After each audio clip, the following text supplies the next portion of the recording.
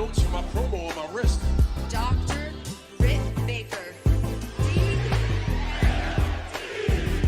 Goodbye and good night. Well, enough is enough, and it's time for a change. Yeah, acknowledge me. Elites, everybody's talking about elites. Everyone all over town. Elites, everybody's talking about elites. Everyone all over town. Elites, everybody's talking about elites. Everyone all over town. What's going on, everybody? It's another edition of Elite's Pro Wrestling Conversation. If you're watching live, thank you. If you're watching the recording, thank you. Wherever you're watching or however you're watching or listening, thank you. This is Elite's Pro Wrestling Conversation.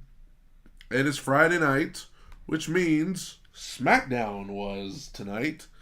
And on the road to SummerSlam, definitely some things happening. But I will go and tell you, I didn't care as much for this SmackDown show tonight. There was some stuff on here that I thought was kind of goofy. And so we're going to talk about that and what directions they may be going in for SummerSlam. Some directions they better be going in for SummerSlam. Yeah. So let's get into the SmackDown review for tonight, July 14, 2023. We had Bianca Belair. She came out to start the show. Couldn't believe it wasn't something with the bloodline. I was just sure we was going to start with the bloodline. But no, Bianca came out. She said that it's mighty hard to stay patient because she feels like she's been waiting forever to get a shot at the title. She said tonight is her night. Boy, was it not her night. Tonight's her night. She's going to give Asuka the KOD for the 1, 2, 3. That didn't happen. Spoiler.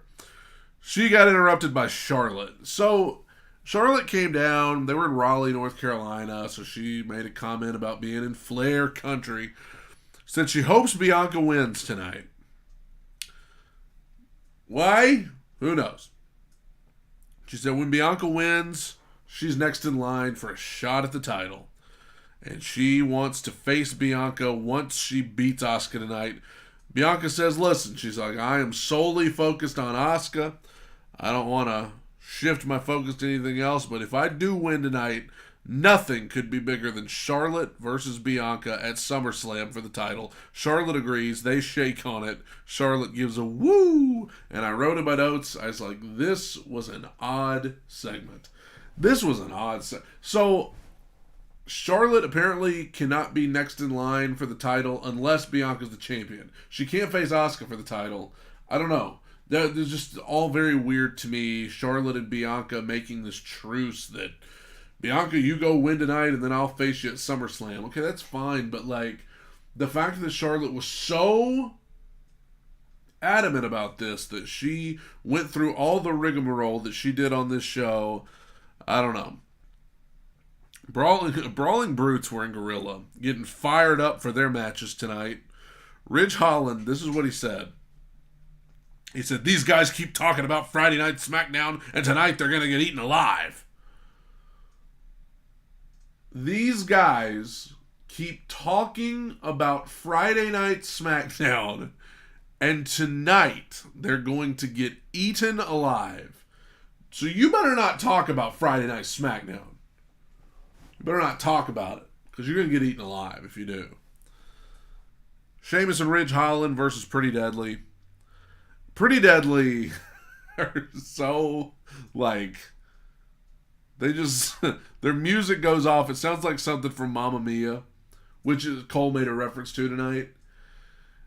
And, like, it's funny, but all I can think is, like, why, like, first of all, they're doing, like, the John Morrison entrance where it goes slow-mo and they're doing the Matrix thing.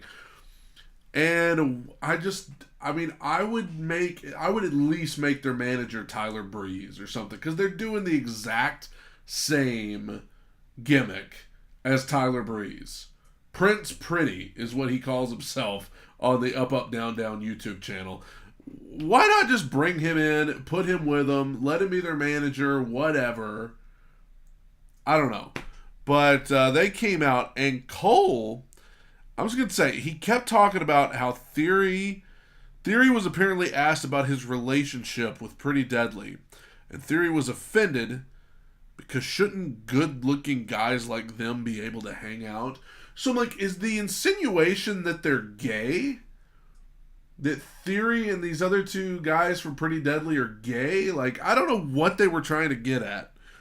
But Sheamus was dominating. I hate when they do this. They're doing the match, and they go to commercial, and Sheamus is just dominating the match. And then they go to commercial and come back, and Pretty Deadly are on offense. So you don't even get to see how Pretty Deadly got the heat. You don't even get to see, like, how they got the upper hand. We went to commercial, and Sheamus was standing tall, and then we come back, and Pretty Deadly's beating him down. How did we get from here to there? Whatever. So we come back, a hot tag to Ridge, who hit a bunch of big moves, and mainly belly-to-belly suplexes. And then finally, Pretty Deadly took the turnbuckle off, Ridge ran into it, and they got the pin. So Pretty Deadly gets a win over the Brawling Brutes. We got a backstage interview with Grayson Waller, who was just thrilled for a guy who just lost to Edge last week. Grayson Waller's in a great mood. Comes up, he says, this was funny. He said, the only reason I lost is because I only had 15 minutes to get ready. I buy that. I mean, that Bloodline segment was 35 minutes long last week, so yeah, no problem. Grayson said, I didn't have time to get ready, I didn't have time to prepare, and that's why I lost. Okay, not a bad reason. He said, somebody please explain to me. He said, everybody's talking about me, including The Rock. Says The Rock's family is falling apart here on this show, and all he can think about is me. Says if he wants a chance to really clear his name, he knows where to find me. He can come be on the Grayson Waller effect featuring The Rock. Can you imagine? He says he's going to win the 4-way tonight if you smell what he's cooking. So, The Rock returning to WWE is like Bigfoot. People keep talking about it, but nobody's actually seen it happen. His last match in WWE was in 2013 at Wrestle. I know he did the thing with Eric Rowan that time, but that doesn't count. His last actual match in WWE was against John Cena at, I believe, WrestleMania 29 in New York. He's made some appearances at WrestleManias and stuff since then, but for the most part, The Rock has not been around WWE. He's quite a busy fellow. And about 3 years ago, here came the rumors. The Rock's going to come back and he's going to face Roman Reigns. The Rock's going to come back. The Rock's going to come back. Hey, everybody, The Rock. This year, WrestleMania. WrestleMania was in LA this year. Everybody was just certain The Rock versus Roman Reigns is going to happen. And it still hadn't happened. And The Rock, he knows what he's doing. He keeps dropping these hints here and there. You know, on the day of WrestleMania this year, he posted on Instagram, hey, Roman, I'm watching you, man. I'm going to come see you soon. All this stuff. So, The Rock's kind of been down on his luck. I mean, the XFL is about to go bankrupt again. His movies haven't been doing as well. So, now there's a writer's strike. So, The Rock might have a little bit of free time because there's a writer's strike in Hollywood. So, I don't know if this is any coincidence, but Grayson Waller just randomly showing up and talking about The Rock over and over. Like, what is this? Grayson Waller has had segments with John Cena and Edge, and now he's talking about The Rock. I don't know, but my opinion is usually where there's smoke, there's fire. They never talk about The Rock on WWE unless it's like in the past tense about like, oh, remember when The Rock did this thing not 30 years ago, but 20 years ago? Well, maybe 25 years ago. But tonight, it was like Grayson Waller just brought him up over and over, did his catchphrase and everything. So, I don't know, man. But where there's smoke, there's fire, and Grayson Waller kept talking about The Rock tonight. Michael Cole was hyping up Asuka versus Bianca Belair for later tonight, and he kept saying, folks, this is a WrestleMania caliber match. They just did this match at WrestleMania this year. Why would you not say that? Guys, this match was a WrestleMania match this year, and you're getting it here tonight on SmackDown. But instead, he's like, guys, this is a match that you would see at a WrestleMania. It's like, I'll say, I just a few months ago saw it at WrestleMania. They announced that Jimmy Uso will be out of action for the foreseeable future. Charlotte's walking around backstage. She runs into Adam Pearce. She's got her suitcase. She's got her luggage. She's headed out of town. She said she's leaving. She's leaving because she knows Adam doesn't like people getting involved in championship matches, so she's just going to get out of here. Charlotte walks off, but then Bayley and Io walk up with the briefcase. They tease a cash in, so Charlotte shows back up to say she'll be staying after all. Zelina Vega versus Bayley. This was short. Bayley went to hit Zelina with the flip-flop of doom. And Zelina stopped her, and then Zelina got the flip-flop of doom and spanked Bayley with it. So how's that not a DQ? Probably because it's a flip-flop. Io distracted Zelina. Bayley hit her with her move for the pin. I was kind of annoyed because I was like, WWE loves the distraction finish. Somebody distracts the babyface and the heel rolls them up for the pin. They love that stuff. Did we really need it in Bayley versus Zelina? Can Bayley not beat Zelina clean? Is that going to hurt anybody? If Bayley just beats Zelina straight up, do we need the distraction from Io? Do we have to protect Zelina that much? Sometimes I feel like they just do the distraction finish just to do it. So, this was interesting. Afterwards, Shotzi showed up on the screen. And, there's this brooding music playing behind her. Remember last time we saw Bayley and Io cut her hair. They cut off a strand of her hair. And Bayley had the hair with her in her hand. Here tonight. So Shotzi is like, you think you're in control? You think you're... She's like, you think you're in control? You think that I fear you? You think I'm scared? She pulls out a razor. And she's being all spooky. She says... Some people say I'm a little weird, and I am a little weird, but I'm also in control. She shaved her head, Shotzi did, and laughed maniacally. She said, I'm not scared. You're scared, and I'm in control. Bayley and Io looked scared.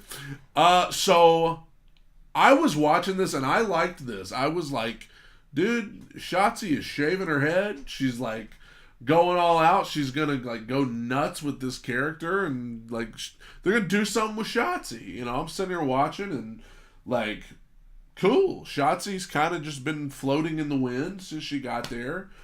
Hasn't really had many big moments on the main roster, so I was like, cool. Shotzi shaved her head. All right, but come to find out, and this is cool.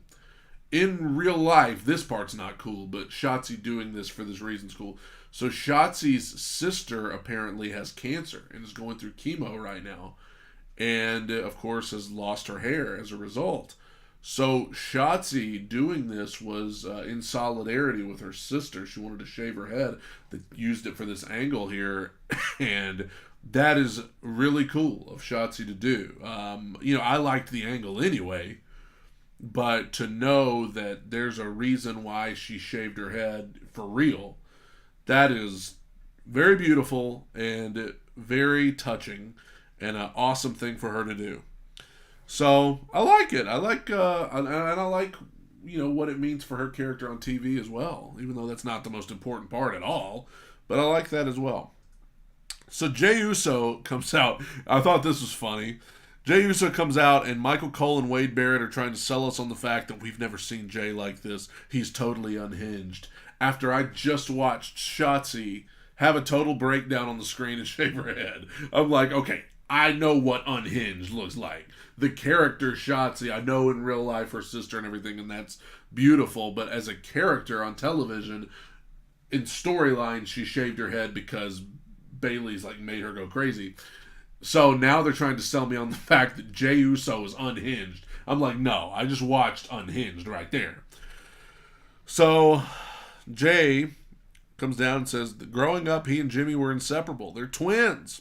Fans did the stupid what chant. Stone Cold Steve Austin, the worst thing he ever did to the business was that chant.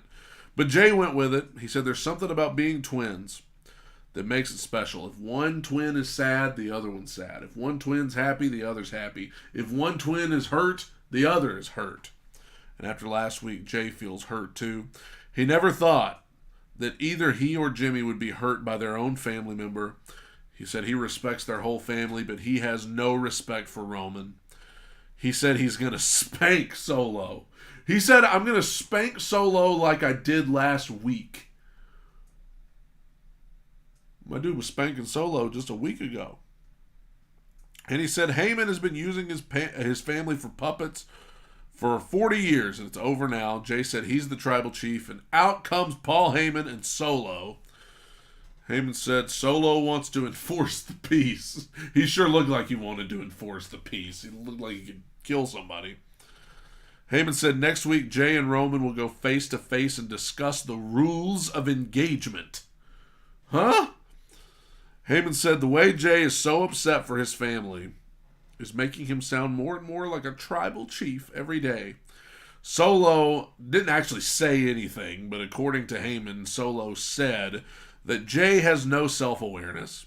And they said what happened to Jimmy is all Jey's fault. Heyman starts talking to Jimmy through the camera. He's like, Jimmy, listen up.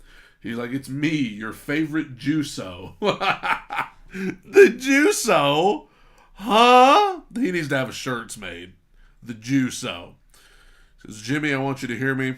He said, the reason you got beat up, the reason you're hurt is because of Jey.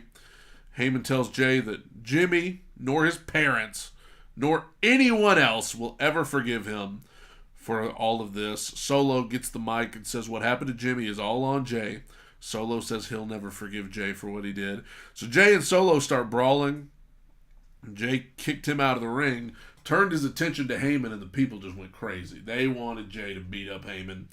He's about to beat him up, but then Solo jumps back in there. They start brawling again, and Jey gets rid of Solo again. And then Heyman, for whatever reason, tries to jump back in there, and Jey super kicked Paul Heyman. And the people loved it. Heyman took the weirdest looking bump you've ever seen. And Paul Heyman sold this super kick like he was having a heart attack. I'm serious. I seriously was a little worried. I was like, is Paul okay? Because he landed on the ground and he was like convulsing. I was like, I hope he is okay. And somehow a chair ended up in there. So Jey teased that he was going to beat up Heyman with the chair. Solo jumped in. They brawled a little more. And so Jey cleaned house. He took out Solo and Heyman. And the people loved it. Heyman was terrified. And there you go. Another good segment. I mean, Jey is over. The storyline's over. This segment was over. Good for everybody involved. Butch versus AJ Styles versus Santos Escobar versus Grayson Waller in the U.S. Championship Invitational. So I was like, dude, you got to be kidding me. Because I thought, so one of these four guys is next in line to face Austin Theory for the U.S. title. But in fact, no. They're going to do another Fatal 4-Way match next week. And that match is going to be Rey Mysterio, Sheamus, Cameron Grimes, and LA Knight. Yeah, it's going to be that four-way next week. And so the winner of this four-way and the winner of that four-way will face each other the next week. And the winner of that match will face Austin Theory for the title. Theory was on commentary for this, and he just feels like a poser. He's a total poser. Nothing about him feels genuine at all to me. I mean, he's a talented guy, but like, nothing about Austin Theory feels genuine to me whatsoever. I have said it before. I've only had this YouTube channel for like 3 weeks. I've said it before. I'll say it again. Nothing about Austin Theory is believable. I'm very aware that he is playing a character. Very aware. And I know he is playing a character. They're all playing characters, but some people do it in such a way that it feels more real. Austin Theory is over there on commentary, and he's like, I'm the best. I'm the best in the game. I'm the best thing going. All these guys got to go through this to try to get to me. And I'm like, Dude, I mean, this sounds like, I don't even know. This just doesn't even sound like a normal person talking. Like, it's like you rehearsed this. I feel like you're reading lines off of paper. So hopefully they can figure that out. But he needs to lose that U.S. title, and I know who he needs to lose it to. Yeah. So they do this match, and all four guys are just running. I mean, you know how it is with these four guys. They're running around the whole time. These four guys are just move after move after move after move. The big move was a sunset flip triple power bomb. A lot happening there. A lot of action late. AJ was setting up Butch for the Styles Clash and was about to win, but suddenly on the Tron, Karrion Kross was beating up the OC backstage and yelling at AJ saying, "We're not done yet." Reminder, AJ beat Karrion Kross in like less than 2 minutes last week on SmackDown. So why are we not through yet? I mean, like in sports, if one team calls out another and then that team they called out like beats their butt and beats them by 50, there's no need for a rematch. One's clearly better than the other. So last week, AJ beat Karrion Kross in less than 2 minutes. I know their match was supposed to be longer, but the Bloodline segment went long last week. But they literally had a less than 2 minute match. AJ won, and now this week Karrion's like, "Oh, we're not done." Like, why can't we just be done? Why can't this be done? Karrion Kross is another one. Put him in the same category as Austin Theory for me. Just ain't clicking right now. So this distracted AJ. And Grayson Waller hit the rolling stunner on Butch. So I'm thinking, okay, Waller's going to win. But then Santos Escobar hit a splash on Waller and pinned Grayson Waller to win. So Santos Escobar won the match by pinning Grayson Waller. Okay. What? I actually thought Grayson Waller was going to win. But even if he wasn't going to win, why does Grayson Waller have to take the pin? He just got here. He's now been pinned 2 weeks in a row. Why? If he wasn't going to win, why couldn't Santos have just pinned Butch? What is going on? Why? Of all people to get pinned in this match, you pin the new guy who's like supposed to be getting a push because he ends up in all these segments with John Cena and Edge and he's talking about The Rock, but he's getting pinned by Santos Escobar. All due respect. Like Robert said here, he needs to earn his dues, pal. That's how that's a Vince thing. That's how we'll get him over, is we'll have him lose over and over again, pal. That's how you get guys over. Oh, vomit. Why would he get pinned? I mean, Butch was right there. Anyway, AJ was backstage checking on his teammates, and he agreed with Karrion Kross. For whatever reason, it's not over between them. Good God. Does anybody care about... I love AJ. AJ's one of the most talented wrestlers you could ever find anywhere. Does anybody care about AJ Styles and Karrion Kross? Because I couldn't care less. I couldn't care less about it. Let me tell you what I do care about, though. The Street Profits are in the parking lot. They're waiting on somebody to pull up, and all of a sudden this limo pulls up. And out of the limo gets Bobby Lashley. Well, whatever happened to him? Lashley hadn't been on TV in forever. So Lashley gets out and he's glad to see the Profits and they're glad to meet him and they get into the limo together and they drive off. So apparently, like, Lashley and the Street Profits are going to be a crew. They're going to be a group. Cool. I mean, the Street Profits need something. They need something because they're likable. The people like the Street Profits, but like they've just been spinning their wheels for like so long now. They had a tag team title feud where they just lost over and over and over. They need something, and I don't know if they're going to be heels. They don't have to be, but that was the way I thought they would kind of revamp the Street Profits, is to turn them heel. But if they're not going to turn them heel, You know, they could put him with Lashley and, like Robert said, be the Hurt Business 2.0. Or they could be, I don't know, they could be, they could be the Street Profits and Bobby Lashley. I don't know. But that's cool. I mean, Lashley needs something to do. Street Profits need something to do. That could be a cool thing right there. So, we get a video promos of all the guys that are going to be in the 4-way next week. Rey Mysterio talks about how at this point in his career he wants gold. Cameron Grimes is glad he's in the Invitational, said he's confident that he can win the whole thing. Sheamus says every time he faces Theory, somebody interferes, so he's ready to get another shot at Theory and win. And I'm sitting there thinking, like, are you telling me they're not going to do a LA Knight promo? Because there was no video promo for LA Knight, but then LA Knight came out to do a promo live. And guess what? The people in Raleigh, North Carolina loved LA Knight. He said everybody's using his name to get views and clicks, which, if you didn't know, the past week on the internet, people are finding all these old clips of LA Knight, particularly one that's like a Triple H workout video that he was in, and he did his catchphrase in the video, kind of unbeknownst to everybody. So he said, everybody's using my name to get views and clicks, and this proves that I'm the best decision this company ever made. And the worst decision they've ever made is this U.S. title invitational. Theory's title is in danger, and it's not because he has all these guys coming after him. It's because he has LA Knight coming after him. You can call him anything you want, but sooner or later you're going to call me champ because it's LA Knight's game. Yeah, he's just the best, man. Come on. LA Knight versus Austin Theory for the U.S. title at SummerSlam, and LA needs to beat him. Austin Theory ain't doing nothing.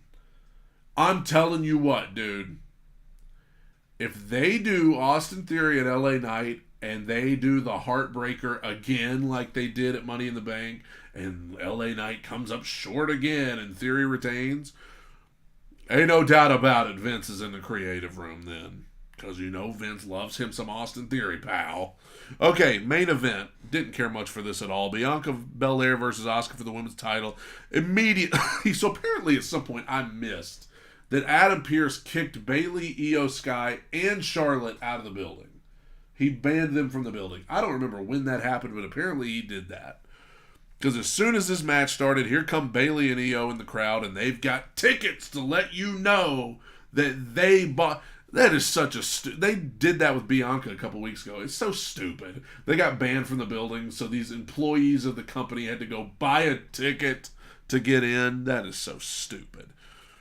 They start the match, and after a couple of minutes, Charlotte shows up. She was also apparently kicked out of the building, and she's got a ticket too. So, this match kind of felt slow and plodding, but it picked up late. It was just getting good. Bianca gave her a KOD on the table, and then all the women jumped the barricade. And Bayley and Io jumped the barricade because they wanted to try to cash in the briefcase. Charlotte just did it because she wants to make sure Bianca wins this title so they can face each other. I don't understand Charlotte's motivations here. I don't understand. Like, who cares who wins? Why can't you just be like, hey, I got the winner. Whoever wins, I got you at SummerSlam. Why does it have to... Anyway, Charlotte takes out Bayley with a big boot, and for some reason, Charlotte and Bianca Belair proceed to get into it and argue. Why? I don't know. She was helping you. Okay. So then Charlotte goes to spear Io, but she ends up spearing Bianca, so it's a disqualification.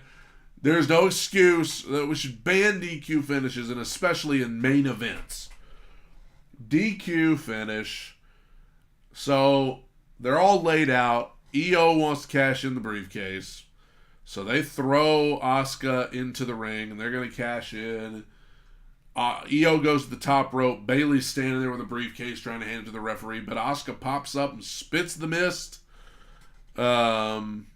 Spits the mist in Bayley's face and runs away. And that was it. That was the end of SmackDown. I did not care for that ending. Very lame ending. But what I don't understand, why we couldn't end the show with the angle with Jey Uso. Like, that was so much better than this. They should have done this match at the end of hour 1 and then let Jay and Heyman and Solo close the show. That would have been better. But, whatever. Next week they're advertising that Roman and Jay, they're going to be on FS1 for one thing. Roman and Jay are going to, what are they going to do? They're going to talk about they're going to go over the guidelines. They're going to discuss the rules of engagement. What? Roman and Jay are going to do that next week, and they're also doing the next 4-way match in the U.S. title invitational. And so, there you go. Looking ahead to SummerSlam, the matches are lining up. Roman and Jay. I think they're going to do triple threat with Bianca, Asuka, and Charlotte, but I don't know how Bayley and Io play into that at all. Drew and Gunther, better be LA Knight and Austin Theory. Rhea Ripley and Raquel Rodriguez, maybe. I thought Edge was going to have a match at SummerSlam, but he was just gone tonight. He wasn't, no mention of him at all. Finn Balor, Seth Rollins. Owens and Zayn don't really have anybody they're feuding with, so I don't know. I would think they would be on the show because they're over, but they're not really feuding with anybody right now, and time's running out. I already said Gunther and Drew. But, there's some... Brock and Cody, obviously. So, yeah. There you go. We'll see. But SummerSlam is usually one of their biggest shows, so I'm sure it'll be pretty good. Does anybody actually believe Jey Uso is going to beat Roman Reigns? If you do, I want some whatever you're smoking. Thank you guys for joining me for Elite's Pro Wrestling Conversation. I appreciate you guys very much for listening in. Hope you have a good weekend. That was the SmackDown review. We'll catch you later on Monday. And be sure to check out the Elite's Wrestling Conversation TikTok. Thank you guys. Take it in, soak it up. That's my other channel, but I'll say it here anyway. Take it in, soak it up. Bye. But I'm better than you, and you know it. Lately, he just hasn't been very oozy. So, what do you guys want to talk about? Who's ready?